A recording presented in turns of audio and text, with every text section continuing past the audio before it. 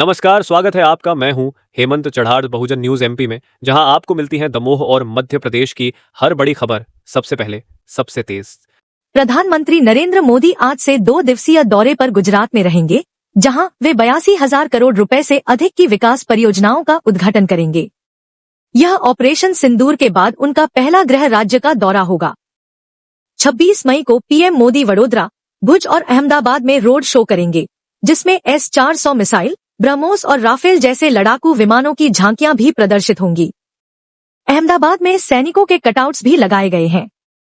27 मई को वे गांधीनगर में Gujarat urban development year 2025 की शुरुआत करेंगे और स्वच्छ वायु कार्यक्रम का अनावरण करेंगे। इस दौरे में रेलवे, स्वास्थ्य, शहरी विकास और जल आपूर्ति से जुड़ी कई परियोजनाओं की आधारशिला रखी जाएगी। यह दौरा गुजरात के विकास में एक महत्वपूर्ण कदम साबित होगा।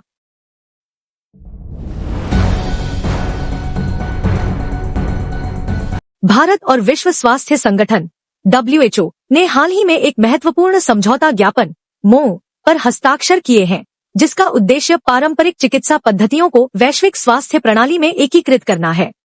इस साझेदारी के तहत आयुर्वेद, योग, सिद्ध, यूनानी और होम्योपैथी जैसी भारतीय पारंपरिक चिकित्सा विधियों को अब अंतर्राष्ट्रीय स्तर पर मान्यता और बढ़ावा मिलेगा।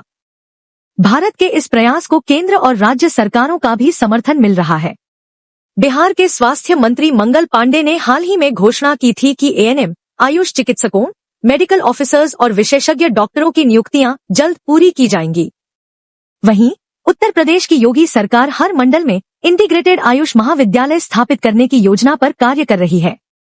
हाल ही में सभी राज्यों और केंद्र शासित प्रदेशों के स्वास्थ्य और आयुष मंत्रियों की बैठक भी हुई, जिसमें पारंपरिक चिकित्सा को वैश्विक मंच पर मजबूत करने की रणनीति पर चर्चा हुई। यह साझेदारी भारतीय चिकित्सा विरासत को एक नई अंतर्राष्ट्रीय ऊंचाई प्रदान करने की दिशा में बड़ा कदम है।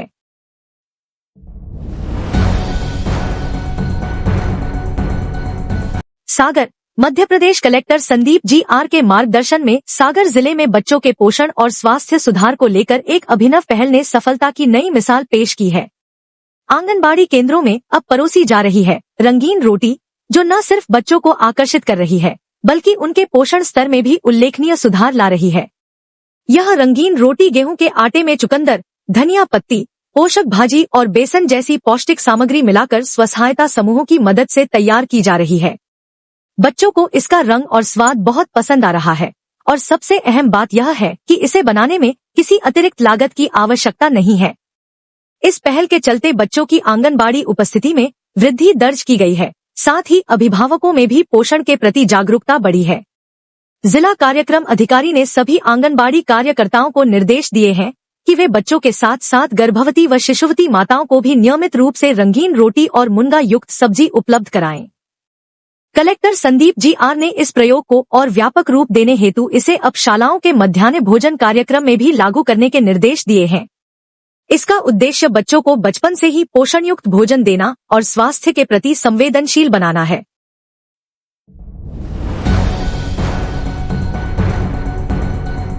जबलपुर के भेड़ाघाट मार्ग पर स्थित विराट हॉस्पिस कैंसर मरीजों की सेवा और मानवीय संवेदना का एक प्रेरणादायक प्रतीक बन चुका है।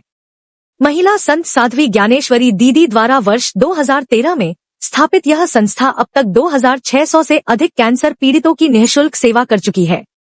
जीवन के अंतिम पड़ाव पर पहुंचे मरीजों को यहां परिवार जैसा वातावरण, चिकित्सा, पोषण और मानसिक संबल मिलता है। संस्था की विशेषताएं मरीजों को चाय, दूध, पौष्टिक भोजन और रहने की समुचित व्यवस्था। मरीज के साथ उनके एक परिजन को भी रहने और भोजन की सुविधा। भोजन के लिए बायोगैस, ऑर्गेनिक सब्जियां और गौशाला का दूध उपयोग में लाया जाता है। परिसर में solar lighting, sewage treatment plant और इको फ्रेंडली व्यवस्था। अब उपचार की ओर एक नया कदम। अब यहां एक 3 मंजिला कैंसर अस्पताल का निर्माण हो रहा है, जिसमें 75 बिस्तर होंगे। अस्पताल में ब्रेकी थेरेपी मशीन से इलाज प्रारंभ हो चुका है और कोबाल्ट मशीन की अनुमति के बाद रेडियोथेरेपी भी उपलब्ध होगी। भविष्य में सर्जिकल वार्ड भी प्रारंभ होगा।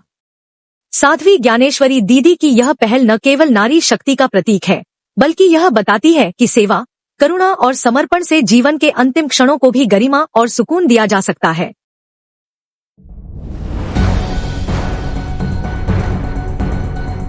दमोह पटेरा ब्लॉक के भरतला गांव से रविवार को श्रद्धालुओं का एक दल 4 धाम यात्रा के लिए विधिवत रूप से रवाना हुआ। यात्रा से पहले श्रद्धालुओं ने ग्राम के प्रमुख मंदिरों संतोषी माता, शनिदेव, हनुमान मंदिर और बड़े शंकर जी में पूजा अर्चना कर खेर माता के दर्शन किए और यात्रा की सफलता की कामना की। गांव के लोगों ने श्रद्धालुओं को फल, मिष्ठान और जलपान कराते हुए पूजा पाठ और मंगल गीतों के बीच भावभीनी विदाई दी। श्रद्धालुओं के चेहरों पर आस्था और उत्साह की झलक देखने को मिली। Subscribe the Bahujan News and like this video.